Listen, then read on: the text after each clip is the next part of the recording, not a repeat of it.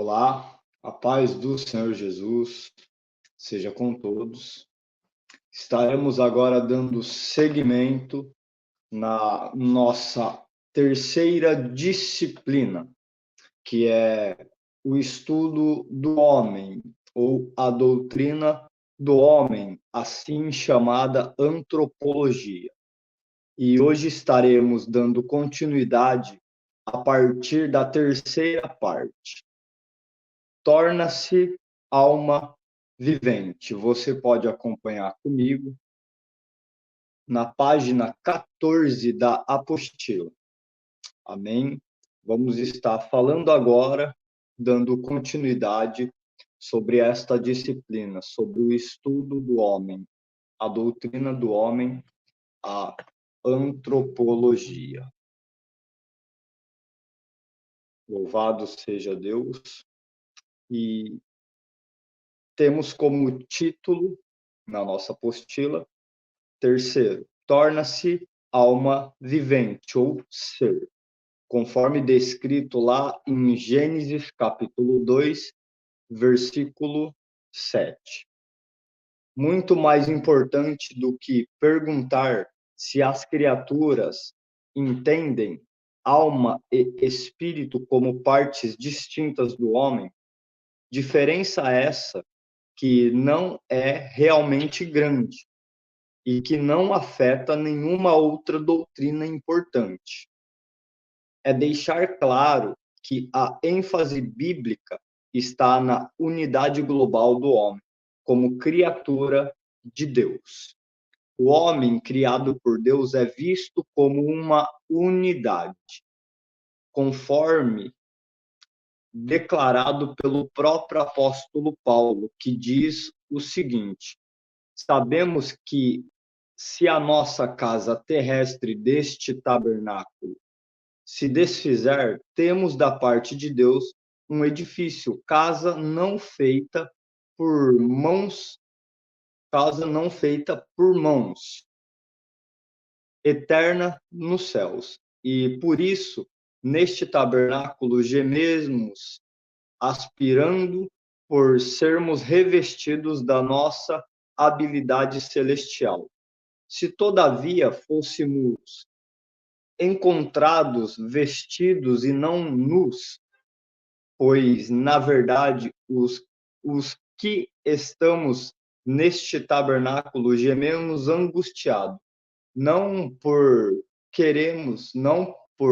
querermos ser despidos, mas sim revestidos, para que o mortal seja absorvido pela vida, conforme descreve os textos de 2 Coríntios, capítulo 5, versículos do 1 ao 4, também lá na carta aos Romanos, capítulo 8, versículo 23. A obra expiatória vicária de Cristo remiu a pessoa total, e não apenas a alma ou espírito, como diz em 1 Tessalonicenses 5, 23. 1 Tessalonicenses 5, 23 vai nos dizer o seguinte: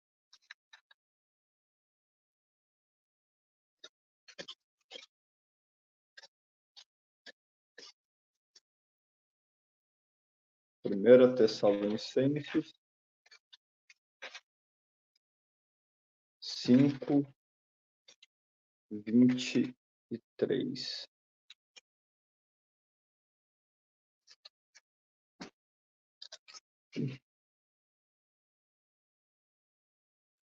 E o mesmo Deus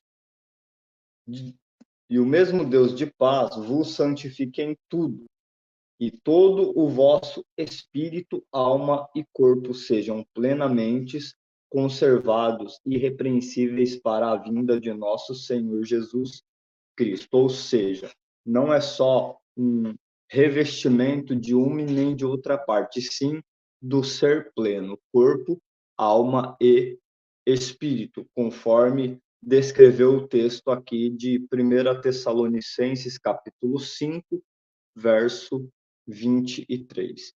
Primeiro, entendendo a origem da alma humana. Para que entendamos de fato a questão da alma humana, temos de procurar sua origem. Sobre esse assunto existem duas teses mais comuns na história da Igreja e uma terceira ideia popular. Primeira, ou A, como você acompanha aqui do lado na apostila.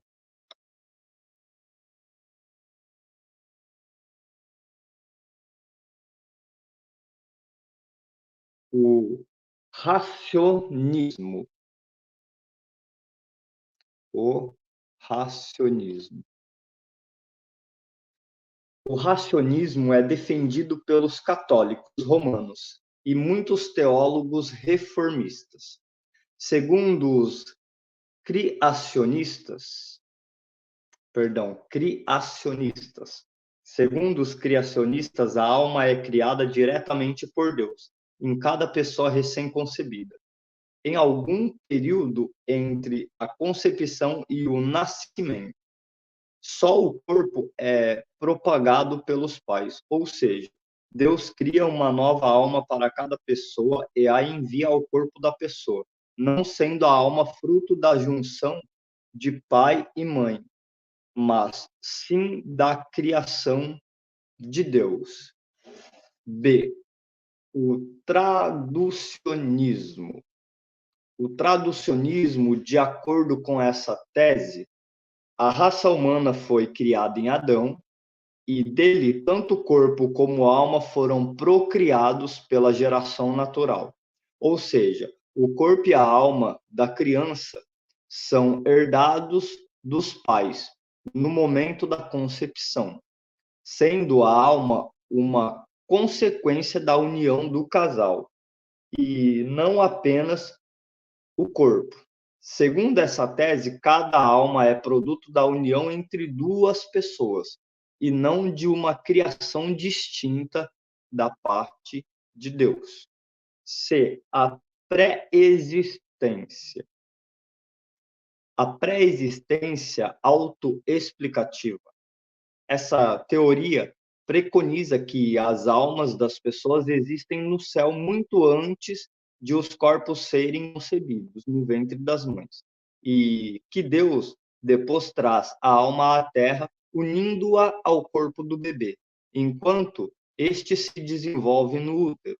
Contudo, essa tese não tem apoio de teólogos nem católicos, nem protestantes, pois antes da concepção no ventre das nossas mães, simplesmente não existíamos, não éramos. Essa teoria é também defendida entre aqueles que creem na transmigração de almas, como o hinduísmo, a teosofia, a Rosa Cruz e muitas outras religiões ocultistas. F. A condição primitiva do homem, ou melhor dizendo, a condição inicial do homem pós-criação. Estamos analisando as condições morais, sociais, ocupacionais e espirituais do homem antes da queda, enquanto ainda habitava no Éden. Agora vamos fazer uma análise dessas condições acerca do homem antes da queda.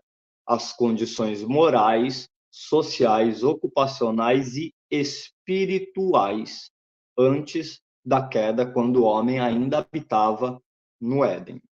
Primeiro, sua condição moral. Adão foi criado em um estado de santidade. Embora não tivesse sido ainda confirmado por não ter sido posto à prova, era um estado livre de maldade. Então, Adão ele foi criado. Muita gente que fala que Adão ele era perfeito. Não, ele não era perfeito. Ele tinha a imperfeição, sim. Só que ele era santo. Ele era um ser criado em estado de santidade. Embora ele ainda não tivesse sido posto à prova. Embora a santidade dele ainda não houvesse sido confirmada pela prova a qual Deus a impôs, a qual a Deus impõe a todos. Até Jesus passou pela prova. Amém? Segundo, sua condição social. O homem é uma criatura social, ou seja, fomos feitos para nos relacionar, tanto com a sociedade, tanto para com Deus, porque a palavra do Senhor vai dizer lá no livro de Gênesis, após a criação, que toda a virada do dia, o homem se relacionava diretamente com Deus. Toda a viração do dia, o Senhor Deus passeava pelo jardim do Éden com Adão, ou seja, relacionamento. O homem, quando eu digo homem aqui, eu quero enfatizar que não está tratando apenas do sexo masculino. E se você é contra a palavra sexo, tu faz parte de um grupinho isolado aí, porque a palavra sexo aqui é para definir a sexualidade, macho ou fêmea, homem ou mulher. Só que quando eu digo a palavra homem aqui, eu não estou querendo me referir ao sexo, e sim à humanidade em toda, a humanidade no geral, homem, mulher, velho, criança, humanidade, criatura. Amém? O homem é uma criatura social, como já dito. Ele foi feito para ter companhia e comunhão com outros de sua espécie. Foi por isso que Deus olha para o homem e diz: não é bom que ele esteja só. Porque Deus viu que Deus tinha criado um ser de relacionamento. Gênesis capítulo 2. Não é bom que o homem esteja só. Far-lhe-ei uma adjuntora, uma auxiliadora, uma ajudadora. Por quê? Porque o propósito de Deus foi criar o homem para Deus se relacionar com ele. E qual foi o propósito de Deus ter criado a mulher? Para que os dois pudessem se relacionar, ter uma comunhão social. Amém? Ele foi feito para ter companhia e comunhão com outros de sua espécie. Por causa disso, Deus criou uma companheira que lhe fosse igual. Deus não criou uma companheira diferente, de outra espécie, não. Criou da mesma espécie, igual, para que ele pudesse ter comunhão, ter companhia. Terceiro, sua condição de conhecimento. Deus deu a Adão a tarefa de dar nome a todos os animais e pássaros. O pai da raça humana não era um adolescente desenvolvido, não.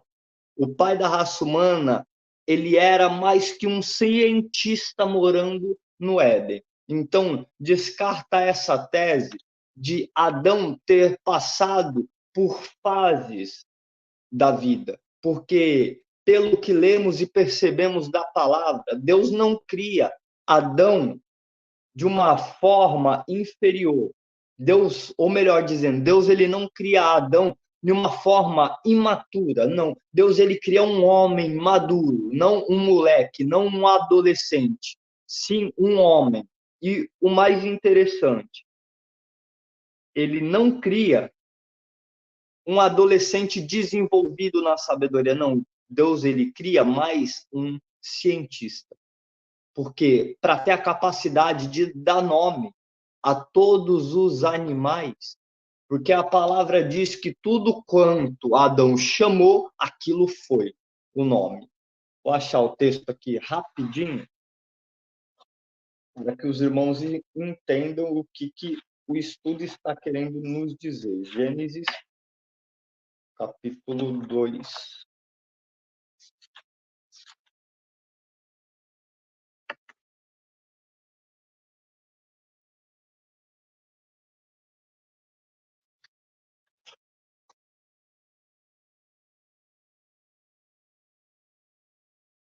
Gênesis, capítulo 2, versículo 20 diz: E Adão pôs os nomes a todo o gado, e às aves dos céus, e a todo o animal do campo. mas para o homem não se achava adjutora idônea. Ou seja, Adão foi responsável por nomear toda a espécie de animal que hoje conhecemos, segundo a palavra de Deus. Pássaro, todos os tipos de pássaros. Imagina agora na tua mente. Eu quero abrir parênteses aqui, irmão, porque é algo assim surpreendente. Imagina todas as espécies de pássaros que tem. Foi Adão que nomeou. Porque a palavra diz que Adão pôs o nome a todo o gado, todo tipo de gado, animais quadrúpedes que viviam no campo. Todo o nome que hoje conhecemos, eu conjecturo aqui que foi Adão quem pôs o nome. Então, ele não era um adolescente desenvolvido, não. Ele estava mais para um cientista morando no jardim do Éden. Quarto, a sua condição ocupacional. Tem muitos que dizem que Adão vivia, desfrutava de paz, sossego. Eu vou dizer uma frase aqui que muitos costumam dizer: sombra, água fresca e sapato largo no pé. Não, não, não. Deus, ele deu tarefas também para Adão. Deus, ele deu trabalho para Adão. Porque Adão, ele tinha uma função ocupacional, ele tinha com que se ocupar no Éden. O jardim do Éden não era um lugar de ócio. Adão guardava o jardim e cuidava dele, dando-lhe toques de trabalho humano. A ocupação criativa é possivelmente essencial para a realização pessoal. O trabalho só se torna penoso ou só se tornou penoso quando o pecado entrou em cena. Ou seja, então, o trabalho ele já havia antes da queda. Porque antes da queda, Adão tinha a responsabilidade de cuidar do jardim, de cuidar dos animais. Então, ele já tinha um ofício, ele já tinha um trabalho. Só que esse trabalho se torna mais árduo, mais penoso a partir da queda, a partir de quando o pecado passa a reinar na vida do ser humano.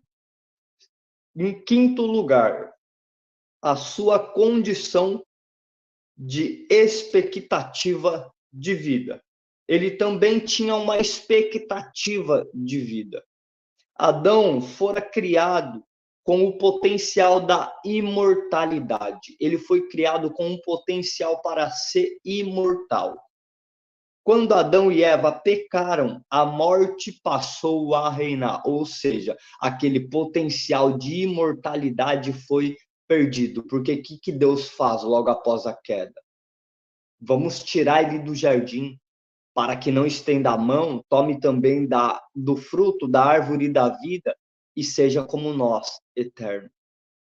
Então, é aí que Deus resolve expulsá-los do jardim. Mas ele foi criado com potencial à imortalidade. Só que a morte passa a reinar a partir do pecado.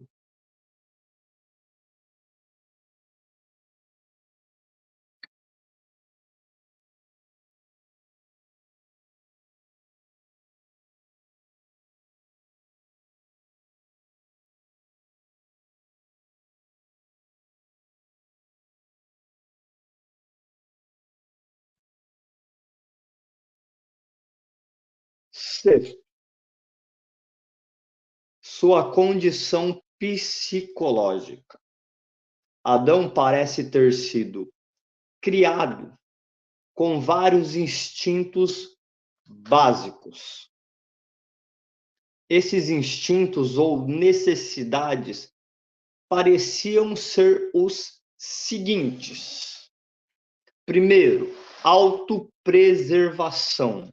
Gênesis capítulo 3, versículo 3, vai nos dizer: mas do fruto da árvore que está no meio do jardim, disse Deus: não comereis dele, nem nele tocareis, para que não morrais. Deus falando essas palavras para Adão, Isso significa que ele tinha uma autopreservação. Deus falou: olha, preserve, não toque. Então ele tinha uma autopreservação.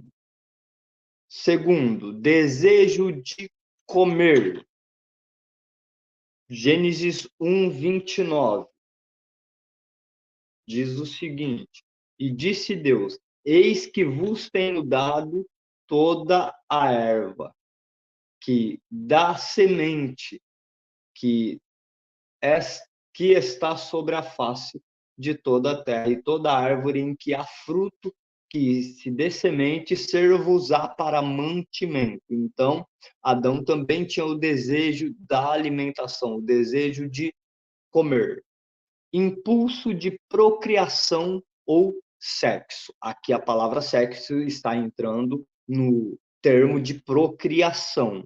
Gênesis 1:28 e Gênesis 2:24. Gênesis 2:24 vai dizer: portanto, deixará o homem seu pai e sua mãe, e se apegar-se à sua mulher, e serão ambos uma só carne. Gênesis 1:28 diz: e disse Deus, perdão, Gênesis 1:28. E Deus os abençoou, e Deus lhes disse: frutificai-vos e multiplicai-vos e enchei a terra e sujeitai-a e dominai sobre os peixes do mar e sobre as aves do céu e sobre todo animal que se move sobre a terra. Ou seja, temos aqui: e Deus os abençoou, e Deus os abençoou, e Deus disse: frutificai-vos e multiplicai, povoai e enchei a terra. Ou seja, impulso de procriação, necessidade de aquisição, conforme descrito em Gênesis 2:15. E tomou o Senhor Deus o homem e o pôs no jardim do Éden para o lavrar e o guardar. Então ele era guardião, ele tinha um impulso de aquisição. Quinto, impulso de domínio, Gênesis 1:28. Conforme lemos agora, vou estar lendo 1:28 sobre o domínio, impulso de domínio, quando Deus disse: multiplicai-vos e enchei a terra, e sujeitai-a, e dominai. Ou seja, sujeitai-a era que a mulher estaria sujeita ao Adão. Eva estaria sujeita ao Adão e ele passaria a dominá-la, segundo a ordem de Deus. Você que está assistindo não vai chegar falando para a tua mulher: ó, a Bíblia está escrito que você tem que se sujeitar a mim e eu tenho que te dominar e você faz do jeito que você quer. Não. A Bíblia é clara. A Bíblia é clara. Lá na carta de 1 Coríntios e também em Éfeso, diz: mulheres, sujeitai-vos aos vossos maridos. Só que para o homem também tem uma condição. Primeiro, qual que é essa sujeição? Se sujeitar segundo a palavra. Não para você ser gato e sapato e o marido usar da palavra para fazer o que quer. Não, entenda bem. Se sujeitar é dentro da palavra, de acordo com o que a palavra diz sobre o relacionamento matrimonial. Segundo, tem uma ordem para o marido também. Marido, amai as vossas esposas, assim como Cristo, o cabeça da igreja, amou a igreja entregando-se por ela em morte de cruz. Então, o amor que você tem que ter pela tua esposa é um amor de se entregar à morte pela vida dela. Esse é o amor. Cuidar, zelar, guardar, respeitar, amar ao ponto de dar a própria vida. Muito marido quer que a mulher se sujeita, mas pergunta se ele tem a coragem ou capacidade de dar a vida por ela. Muitos, na teoria, responderão que sim, mas na prática. É o que a Bíblia nos ordena. Para não falar que eu estou falando demais só nas minhas palavras, vamos para a Bíblia.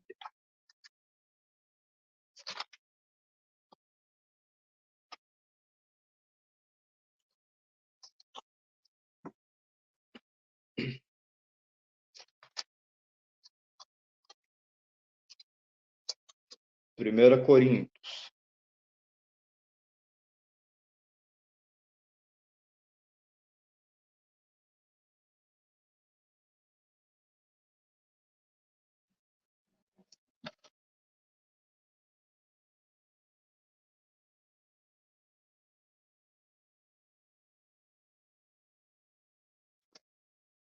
Vamos ler o texto que está lá em Éfeso, que é mais claro em dizer. Éfeso capítulo 5, verso 22. Os deveres do casamento. Vós, mulheres, sujeitai-vos a vossos maridos, como ao Senhor. Ou seja, é para se sujeitar ao marido, da mesma forma que você se sujeita ao Senhor. O Senhor, ele não impõe nada abusivo. Com Deus não temos um relacionamento abusivo, não. Então, é para se sujeitar como se sujeita a Deus. E outra, porque o marido é a cabeça da mulher, como também Cristo é o cabeça da igreja, sendo ele próprio o salvador do corpo. De sorte que, assim como a igreja está sujeita a Cristo, assim também as mulheres sejam em tudo sujeitas a seus maridos. Vós, maridos, amai vossas mulheres, como também Cristo amou a igreja, e a si mesmo se entregou por ela, para a santificar, purificando-a com a lavagem da água pela palavra, para apresentar a si mesmo igreja gloriosa, sem mácula, sem ruga, nem coisa semelhante, mas santa e irrepreensível. Entendeu o amor, o tipo de amor que a Bíblia fala? Vós, maridos, amai as vossas mulheres, como também Cristo amou a igreja e a si mesmo se entregou por ela. Então você tem que amar a tua mulher como Cristo amou a igreja. Como? Se entregando em tudo por ela. Amém? Ou seja, estávamos falando sobre impulso de domínio. Então nós vemos aqui que o homem, ele tinha um impulso de domínio, conforme descrito na palavra. Primeiro, domínio sobre a esposa. Segundo, domínio sobre os animais, sobre as aves. Então o homem, ele era um ser dominador. Até hoje nós vemos alguns que quer dominar mais do que aquilo que lhe foi imposto. Quer dominar tudo e não está dominando nada. Vale Bíblia, varão. Dando prosseguimento aqui no estudo, esses instintos eram para o bem do homem. Adão foi criado à imagem de Deus, em santidade e retidão. Foi colocado em um ambiente ideal, com uma ocupação satisfatória. Recebeu a companhia divina e o amor conjugal. O seu potencial era a imortalidade. Todavia, desobedeceu e caiu. Como pode perder tanto? Não só em relação à sua própria pessoa, mas também à raça humana. Como que pôde perder tanto? Parando aqui não só pela sua condição, mas também por toda a raça humana. Como que ele pôde cair tanto nesse nível, a qual o ser humano se encontra hoje decadente. O ser humano se encontra hoje carente da presença de Deus, só que muitas das vezes está em um buraco, tentando sair dele, só que cavando. Você já viu um tatu no buraco? Parece tatu no buraco. Tá cavando para sair dele, mas quanto mais cava, mais vai para o fundo. Quanto mais cava, mais vai para o fundo. É triste. Muitas das vezes não reconhece que necessita de uma coisa, só uma.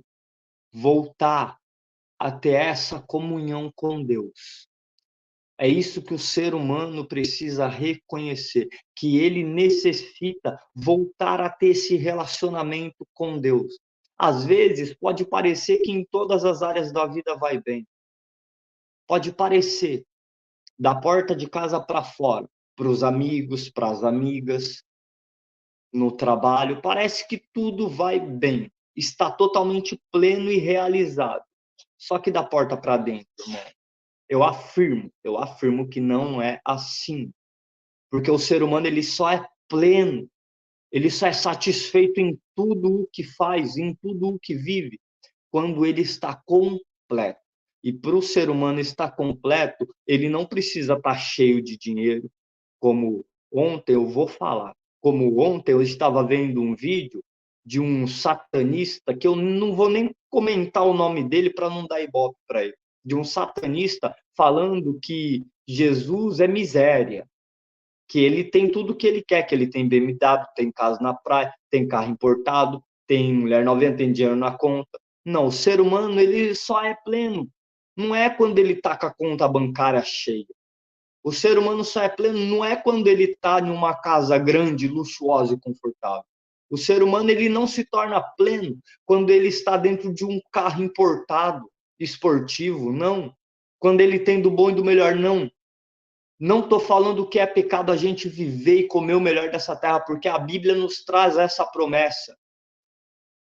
Lá em Deuteronômio, capítulo 28, a palavra do Senhor vai dizer, se a gente tomar cuidado e obedecer tudo que está escrito no livro da lei, tudo que está escrito, a gente obedecer a palavra, a gente não precisa correr atrás de bênção, não. As bênçãos nos alcançarão. Só que a nossa plenitude, ela não é física. A nossa plenitude é espiritual. Só somos plenos, só somos completos quando temos o relacionamento com Deus, quando temos a presença de Deus, o Espírito Santo nas nossas vidas. Muitas pessoas sentem um vazio enorme. Muitas pessoas sentem um oco, um buraco. Procura de tudo para preencher. Só que só tem frustração. Tentativas frustrantes de tentar se preencher com aquilo que não foi feito para te preencher. Tentar se completar com aquilo que não foi feito para te completar, apenas para enganar, para inibir a tua mente. A plena satisfação é estar e ter a presença de Deus na nossa vida. Como eu bem disse, a nossa satisfação não é física, não é terrena, é espiritual. O que Jesus disse no Evangelho, segundo escreveu Mateus, capítulo 6, entre 6 e 7? Não ajunteis tesouro na terra, mas ajuntai-vos tesouros no céu, na onde nem ferrugem, nem traça, nem ladrão rouba. Sabe por quê? Porque na onde está o coração, é ali que está o tesouro. E muitos têm ajuntado o tesouro na terra. Por quê? Porque têm colocado o coração nas coisas terrenas. Amém? G. A queda do homem. Como consequência do pecado.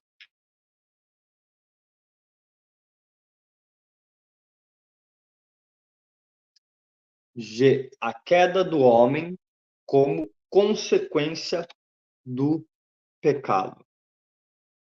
A história da raça humana que se apresenta nas Escrituras é primordialmente a história do homem num estado de pecado e rebelião. Vou repetir. A história da raça humana que se apresenta nas Escrituras é primordialmente a história do homem num estado de pecado e rebelião contra Deus. E do plano redentor de Deus para relevá-lo ou para levá-lo de volta a ele. Ou seja, a Bíblia inicialmente ela apresenta o estado pecador do homem após a rebelião com Deus, porque desobedecer é se rebelar contra Deus. Vai apresentar o estado do homem e também o plano de Deus para levar o homem de volta para si, de volta à comunhão. Deus enviou seu filho para resgatar o homem de sua condição fatal, morte. O resultado do pecado de Adão foi vergonha, culpa, separação e morte. Quero enfatizar essas três coisas que está presente na vida de todo o ser humano. Primeiro, pecado. Quando cometemos pecado, sentimos vergonha. Segundo, a culpa, porque o nosso próprio coração é quem nos condena. Terceiro, a separação de Deus. E quarto, a morte, como descreve Romanos, capítulo, se não me falha a memória, 8:32, porque o salário do pecado é a morte. Eu acho que é 8:32, me perdoe se não for. Porque o salário do pecado é a morte. Ou seja, o ser humano, ele passa por esses 4 estágios. O último estágio fatal é a morte. Só que o que acontece? Muitas das vezes, quando pecamos, sentimos vergonha, culpa, sabemos da separação, nós buscamos a redenção. O que o ser humano não consegue enxergar por conta do próprio pecado, que o inimigo impõe cada vez mais sobre a vida dela. Já que eu fiz, já vou continuar, e faz cada vez mais, é para que ele não venha a se render a Cristo, a redenção, a pedir perdão. Então, a prática do pecado na vida de muitas pessoas se torna algo normal. É o impulso. Já ouviu falar que um abismo chama outro abismo? É assim. Com Davi foi assim. Davi deveria estar na guerra, na frente da batalha, porque a Bíblia nos diz que naquele tempo os reis saíam à guerra.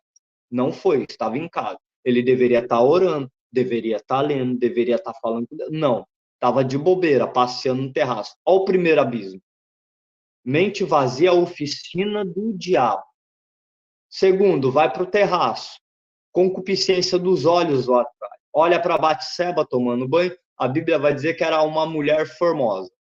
Primeiro abismo, feito pelos olhos, a concupiscência dos olhos. Segundo abismo, um abismo chamou o outro. Segundo abismo, o desejo que nasce no coração de Davi em possuir aquela mulher. E ele manda a chamar. Segundo abismo. Tem a consumação do adultério com Batseba. Vamos para o terceiro abismo. Com medo de Urias descobrir após ela engravidar, manda matar Urias. Ou seja, tudo começou com ele parado no terraço, olhando. Olha o grau de pecaminosidade que foi. Do pecado natural, passou a ser transgressão, que é o pecado planejado. Quando eu tenho consciência de que é errado, mesmo assim eu planejo fazer. Como o Davi planejou. Ele planejou se deitar com a mulher de Urias, Batseba. Segundo, iniquidade. Passou a ser iniquidade. Quando ele transgrediu as leis e os mandamentos. E outra, mandou matar o marido da mulher para que ele não descobrisse que ela estava grávida e que o filho que esperava não era dele, e sim do rei. Tudo começou com um abismo. É assim na vida do ser humano. Um abismo chama outro abismo. Você, jovem, que pode estar me escutando desse outro lado, tudo começa no desejo de fumar um cigarro. Depois é um cigarro de maconha, não dá nada. Só um cigarrinho de maconha. Na hora que você vai ver, você já está bebendo. Aí é uma latinha, não dá certo, vai outra latinha. Na hora que você vai ver, você já está tomando uma bebida mais forte, porque as latinhas já não vai mais satisfazer. Você já está tomando copão, já está tomando dose, daqui a pouco está na cachaça. Do cigarro, você está na cocaína, está no crack, está na droga sintética. Ou seja, um abismo chamando outro abismo. Assim é o pecado na vida do ser humano.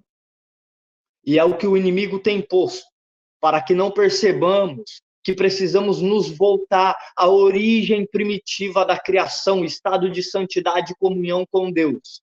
E é na onde temos um vazio e procuramos cada vez mais preencher esse vazio com as coisas terrenas.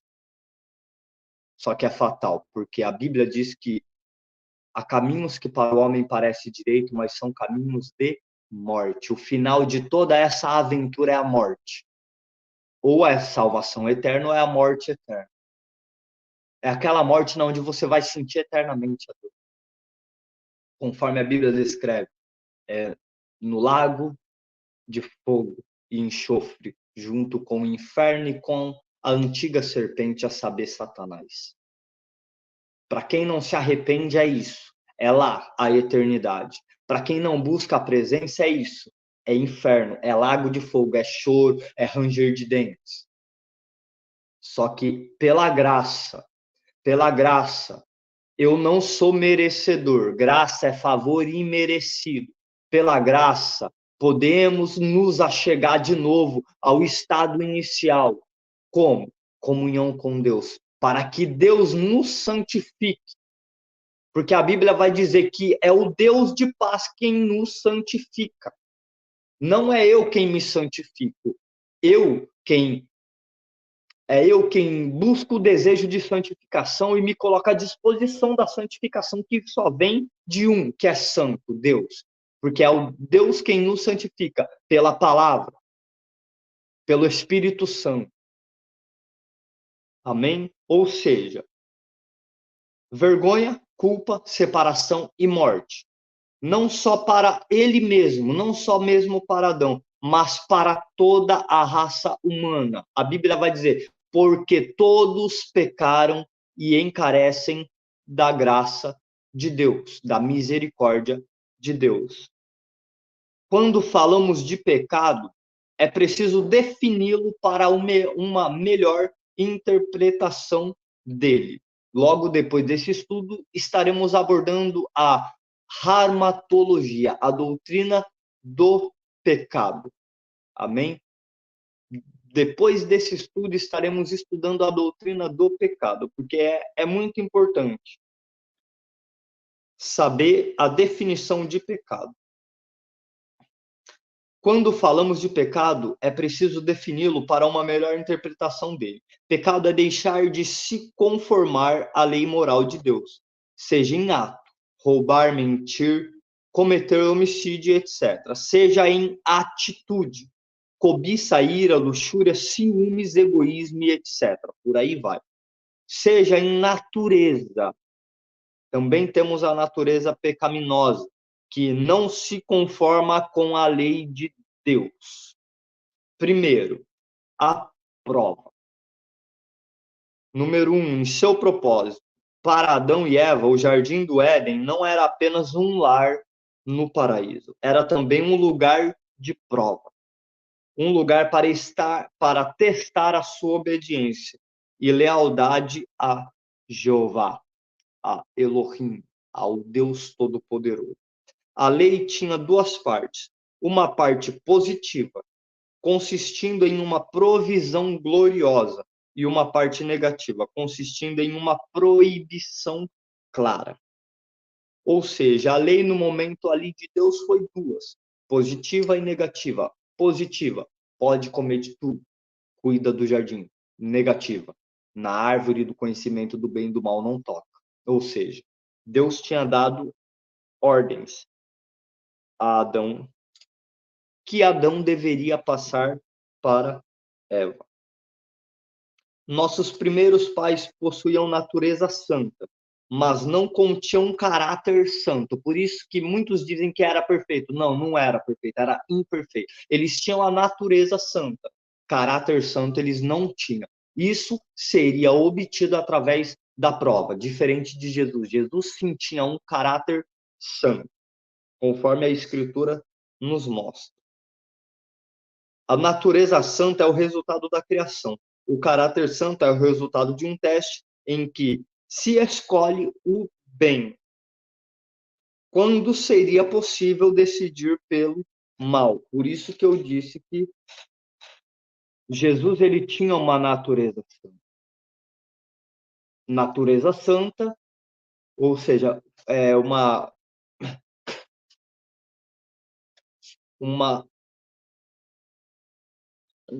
caráter santo. Natureza santa é resultado da criação. Caráter santo é resultado de uma escolha entre o bem e o mal. O porquê que eu disse que Jesus tinha... Sim, Jesus era perfeito, porque ele tinha tanto natureza como caráter. A natureza santa divina, embora ele veio à forma, à semelhança de carne. Em partes, ele não tinha a natureza santa, porque ele veio como... Não, ele não veio como pecador, ele tinha sim a natureza santa, porque ele foi gerado pelo próprio Espírito, assim como Adão foi feito. O porquê que eu disse que ele tinha o caráter santo? Lembra na passagem que apanha uma mulher em adultério?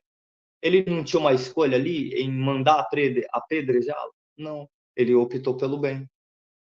Aquele que não tem pecado, que atire a primeira pedra. Ao lado da liberdade de escolha, existe necessariamente a possibilidade de uma decisão errada. Adão e Eva tomaram a decisão errada, com consequências desastrosas, tanto para eles como para toda a raça humana. Segundo, seu caráter. O mandamento probatório dado a Adão era pessoal e não moral. Esse teste pode ser comparado com o de Abraão, tempos depois. O teste de Abraão foi puramente pessoal e não moral. Uma lei moral deve ser obedecida, porque é inerente, correto fazê-lo. Por exemplo, os 10 mandamentos são não são certos apenas por serem provenientes de Deus. O Senhor deu o decálogo,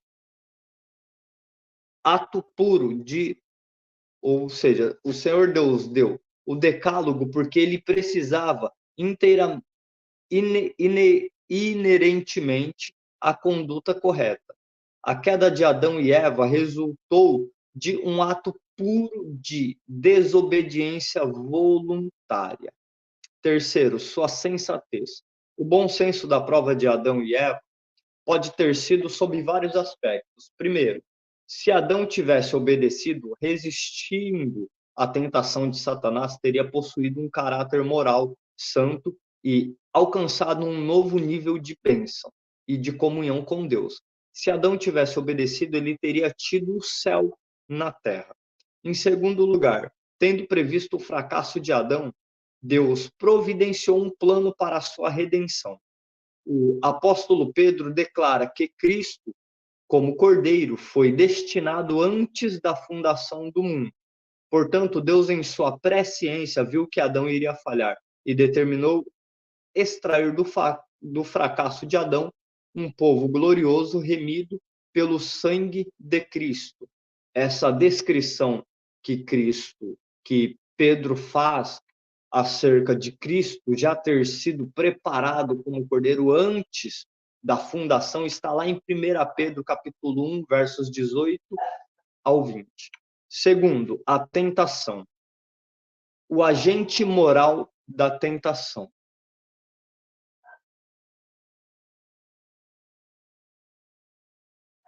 O agente moral da tentação.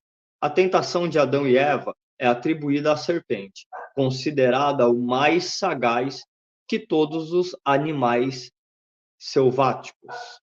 Contudo, o verdadeiro tentador era Satanás, o sedutor de todo mundo.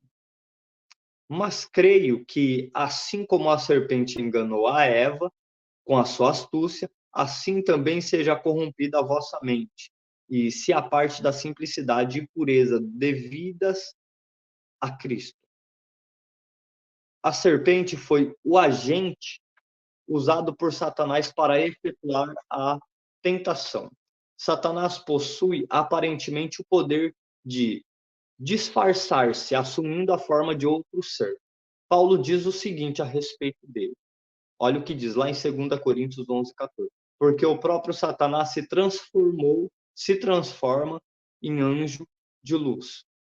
Muitos eruditos julgam que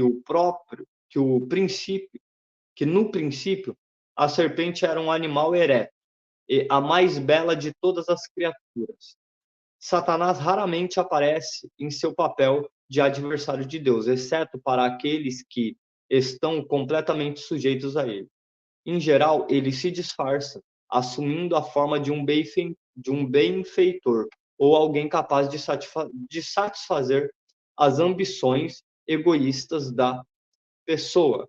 Ou seja, Satanás ele aparece para aquele que é egoísta, para aquele que tem ambições terrenas. Então Satanás vem, ó, planta mentira na tua mente, no teu coração e te engana e te coloca a caminhar em cima de uma esteira. O que é uma esteira? Você caminha sem sair do lugar. E se você parar nessa esteira, se você ficar parado nessa esteira, atrás dela tem um lago de fogo. Estou conjecturando aqui o que Satanás faz, irmãos. A Bíblia não diz isso, mas é assim. Satanás te pega, te coloca para andar em uma esteira, na onde atrás da esteira tem um lago de fogo, chamado inferno, a saber, a segunda morte. Você vai, nunca sai de lá, ó. Se você para, o que acontece? É isso que Satanás faz. Tem enganado muitas pessoas. Você acha que você está andando para frente? Só que mal você sabe que você não está saindo do lugar, e se você parar, você vai cada vez mais para trás. E ele tem conseguido levar muitas pessoas para o inferno, através da sua astúcia. 2. Os motivos da tentação. Satanás dirigiu sua tentação a 3 desejos básicos de Eva. Primeiro, boa para se comer, desejo da carne. Segunda, agradável aos olhos, desejo dos olhos, ou melhor dizendo, concupiscência, que é desejo descontrolado. Vou começar de novo. Boa para se comer, desejo descontrolado da carne, concupiscência da carne. Segundo, agradável aos olhos, concupiscência dos olhos, cobiça. Terceiro, desejável para dar entendimento, chamada soberba da vida, desejo desenfreado de adquirir tudo, de possuir tudo. É nessas 3 áreas que Satanás age atualmente. Tem agido desde a fundação.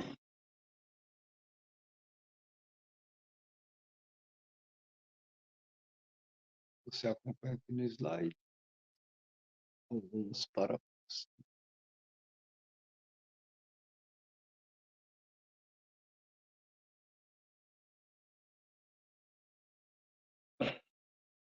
Muitos eruditos creem que João estava se referindo ao exemplo da tentação de Eva, quando diz: porque tudo que há no mundo, a concupiscência da carne, a concupiscência dos olhos e a soberba da vida, não procede do Pai,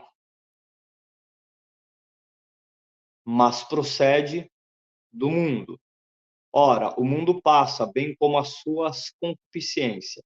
Aquele, porém, que faz a vontade de Deus permanece para sempre, ou eternamente. 1 João, capítulo 2, verso 16 e 17. Nesse ponto, é importante notar que Satanás só apelou para os desejos de Eva depois que ela passou a duvidar do Senhor, porque ela disse: é assim que Deus disse? Ou melhor dizendo, Satanás implantou a dúvida também no coração dela. É assim que Deus disse? O apelo ao desejo do eu, a dúvida e o orgulho parecem ter contribuído para a queda de ambos, para a queda de Adão e Eva. Terceiro, o estado decaído. Irmãos, essa aula aqui vai ficar um pouquinho mais extensa, já para a gente dar continuidade total e encerramento desta matéria. Amém? O estado decaído. O Gênesis 3 descreve a desobediência e a queda de Adão. Os capítulos de 4 a 11 de Gênesis descrevem os descendentes de Adão em suas calamidades e conflitos. Vamos ver ali os primeiros descendentes também da parte de Caim, o estado decaído daquela geração que não buscava a Deus, porque a Bíblia vai dizer no capítulo 11, capítulo 11, não. A Bíblia vai nos dizer no capítulo 5, no capítulo 5 em diante, que somente quando, no capítulo final do capítulo 4, quando nasce Sete, que o povo começa a reconhecer a necessidade de Deus e começa a invocar a Deus. Porque ali nós vemos um estado, uma geração toda decaída. Então, a partir do nascimento de Enos, que é filho de Sete, que se começam a invocar o nome do Senhor. E dali em diante nós vemos também um estado decaído da humanidade primitiva, a partir de Adão. Primeiro, a interpretação da queda. O relato da queda de Adão e Eva deve ser aceito figurada ou literalmente. Ou se trata de história sóbria a ser aceita como verdadeira. Geralmente, os teólogos liberais e os neo-ortodoxos interpretam os 11 primeiros capítulos de Gênesis como um mito. No entanto, veremos que os fatos seguintes apoiam uma interpretação literal do texto, ou seja, uma literatura. É algo que realmente são fatos.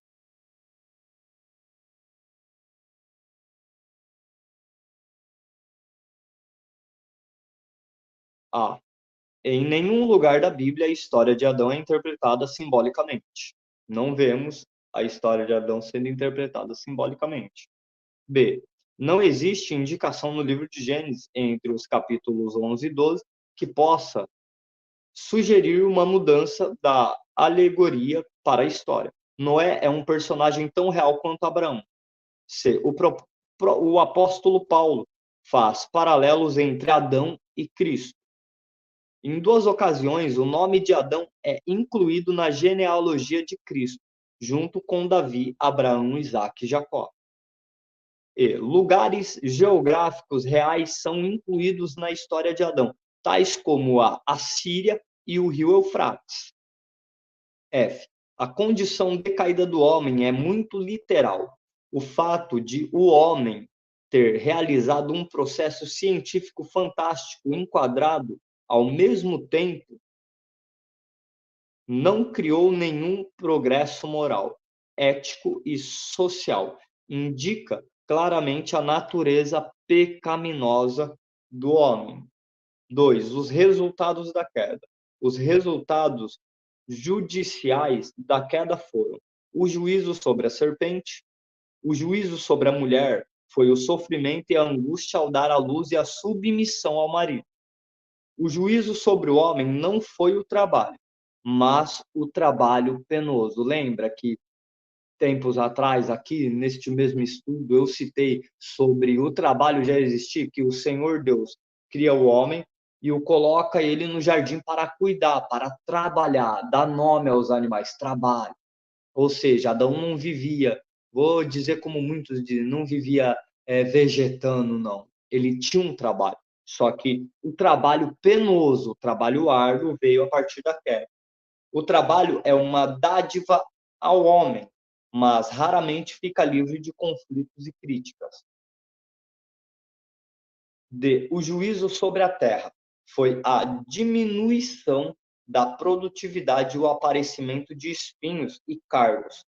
O simbolismo maligno do espinho é visto no fato de que homens maus, motivados por Satanás, colocam uma coroa de espinho sobre a fonte de Jesus. 3. As consequências da queda. A. A consequência imediata do pecado de Adão e Eva foi um sentimento de vergonha. A sua nudez, a vergonha, levou ao medo e ao afastamento. Se Adão e Eva tivessem obedecido, eles teriam eles teriam tido a experiência do conhecimento do bem e um conhecimento do mal, da maneira como Deus o conhece e abomina. Porque, irmãos, nós não conhecemos o mal como Deus conhece. Deus conhece o mal em toda a sua plenitude. Nós conhecemos o mal por aquilo que lemos, vimos, passamos, sentimos. Só que Deus, ele conhece tudo em sua plenitude. Se o homem tivesse sido aprovado com um caráter santo, ele conheceria o mal em toda a plenitude, ele conheceria o mal assim como Deus conhece. Então, ele subiria um degrau a mais de evolução na criação, em santidade, em caráter, em retidão. B. A consequência mais desastrosa da queda foi a morte, conforme descrito Gênesis capítulo 2, verso 17, a parte B. A Bíblia identifica 3 categorias de morte, ou seja, tem 3 tipos de morte. Primeira morte, a morte física. A morte física ocorre quando o corpo é separado do espírito. Ou seja, a morte física ocorre quando o espírito é separado do corpo e o corpo retorna ao pó, conforme Gênesis 3,19. Portanto, fosse tirado do pó, ao pó tornarás. Segundo, morte espiritual. A morte espiritual é a separação total de Deus. Quantos não vivem assim nos dias de hoje? Totalmente separados de Deus, totalmente mortos espiritualmente. São carcaças ambulantes. Não há vida nenhuma. Só há uma vida física. É um monturo. São apenas corpos. Terceiro, a morte eterna, que é a pior de todas. Porque na morte física, se você morre em Cristo, vida é ganho. Como o apóstolo Paulo disse, viver é lucro e morrer em Cristo é ganho. A morte eterna, a pior de todas. A morte eterna é o castigo daqueles que se mantêm incrédulos até o fim. Impertinentes e desobedientes também é chamada a segunda morte, conforme a referência lá no livro de Apocalipse, capítulo 20, versos 14 e 15, que é na onde passaremos a eternidade, ou seja, a escolha que eu faço aqui, agora, define aonde eu passarei a minha eternidade. Eu conheço de tempo, de eternidade eu não conheço. Quem conhece de eternidade é Deus, tanto de tempo quanto de eternidade. Eu só conheço o tempo, o aqui, o agora, o que vivemos agora. Porque o agora, ele é um fato. O agora, ele existe. O amanhã é uma probabilidade. Só que o que definirá na onde eu passarei a minha eternidade, o meu amanhã,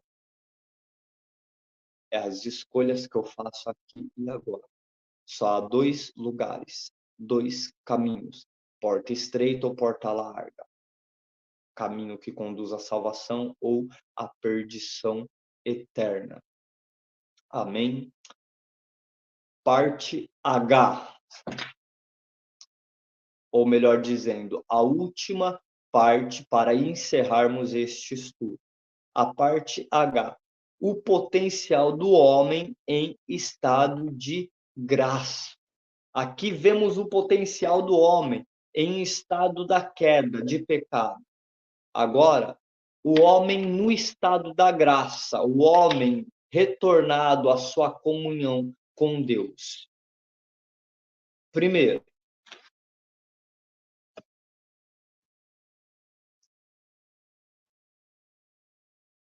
aguenta um pouquinho aí. Primeiro, o crente é um novo homem em Jesus Cristo, conforme diz Éfeso 4, do 21 ao 24. Éfeso 4, do 21 ao 24, nos diz: se é que o tendes ouvido e nele fostes ensinados, como está a verdade em Jesus, que, quando ao trato passado, vos despojeis do velho homem, que se corrompe pelas concupiscências do engano, e vos renoveis no espírito da vossa mente, e vos revistais do novo homem, que segundo Deus é criado em verdadeira justiça e santidade. Olha o estado, o potencial do homem no estado da graça, quando se rende a Cristo. Segundo, como resultado de encarnação e identificação de Cristo com a natureza humana, o homem recebe um novo potencial e uma nova humanidade em Cristo. 1 Coríntios, capítulo 15, 1 Coríntios 15, capítulo 21 e 22, perdão, 1 Coríntios, capítulo 15, versículo 21 e 22, versículo 45 ao 48. 1 Coríntios 15, capítulo, versículos 21 e 22 diz: porque assim como a morte veio por um homem, também a ressurreição dos mortos veio por um homem. Porque assim como todos morrem em Adão, assim todos serão vivificados por meio de Cristo. Terceiro, o crente em Cristo tem uma nova natureza. 2 Pedro 1,4.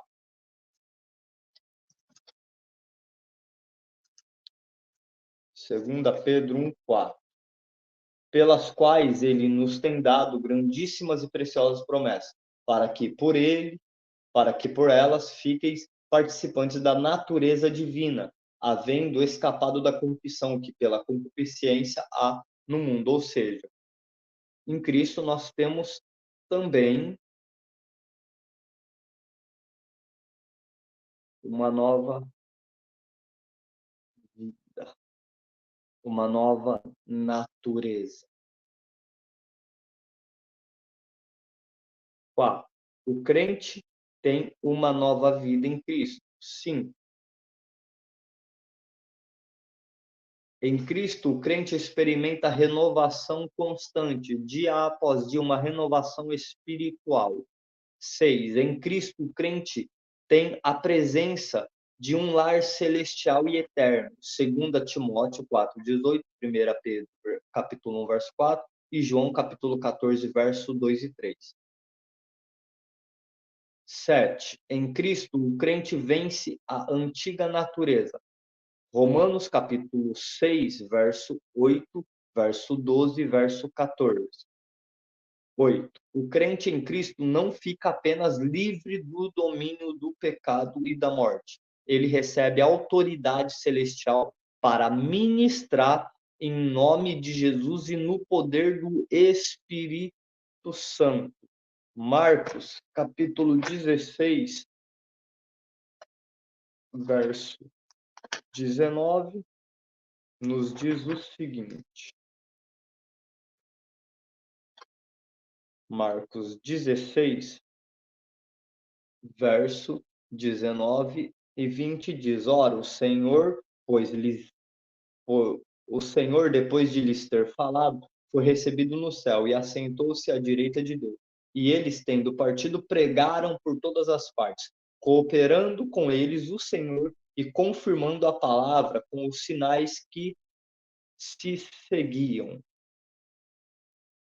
Olha o poder, a autoridade celestial que o crente recebe da parte de Cristo, da parte de Deus. A partir do verso 15, Marcos 16, a partir do verso 15, diz: E disse-lhes: Ide por todo o mundo e pregai o evangelho a toda criatura. Quem crer e for batizado será salvo, mas quem não crer será condenado. Ou seja, pregar o evangelho na plenitude do Espírito. Ser conduzido pelo Espírito. Porque quem convence o ser humano, o homem, do pecado, do juízo e da justiça é o Espírito Santo.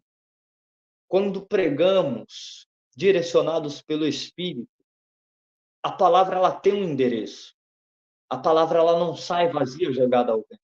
Ela tem um público-alvo a ser acertado. E com isso vem a redenção. E com a redenção, quem crê e for batizado será salvo. Porém, aquele que não crê será condenado. E olha, e estes sinais seguirão os que creem. E em meu nome, olha a autoridade, em meu nome expulsarão os demônios. Falarão novas línguas, dons do Espírito Santo. Pegarão nas serpentes e, se beberem alguma coisa mortífera, não lhe fará dano algum. E porão a mão sobre os enfermos e sararão, e ficarão sãos, e serão curados. Essa é a nova vida em Cristo que eu te apresento. Você que, por acaso, passar por este vídeo, por esta aula, e assisti-la até o final, tenho certeza que não vai ser obra do acaso, e sim obra de Cristo na tua vida. Então, eu já externo aqui o convite para você conhecer esse Deus a qual pregamos, a qual falamos, a qual tem transformado a minha vida, minha casa, minha família, cada dia, a qual tem transformado a vida de milhares de pessoas. Que outrora não éramos nada, ninguém dava nada. Hoje somos um pouquinho melhor porque temos a presença de Deus. Hoje sabemos realmente o que é ter felicidade, o que é viver plenamente. Você que ainda não aceitou a Deus como Senhor e Salvador da tua alma, não perca mais tempo, pois breve Ele virá buscar a tua vida. E espero que você tenha a oportunidade de se render a Cristo. Amém? Aqui encerramos mais esta aula. Este foi o nosso estudo, a doutrina do homem, a antropologia. Que Deus abençoe a tua vida. É um prazer ter você aqui comigo.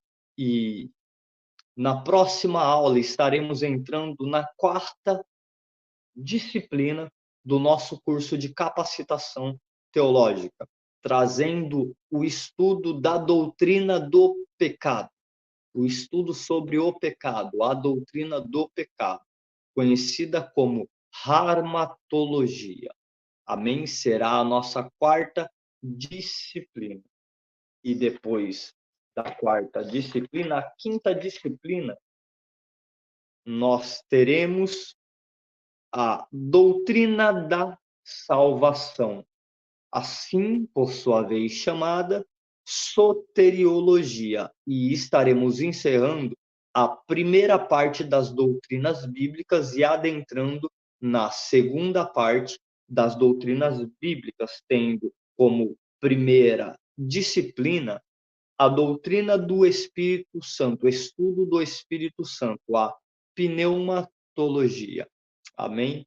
Que Deus abençoe a tua vida, em nome do Senhor Jesus, e até a próxima aula.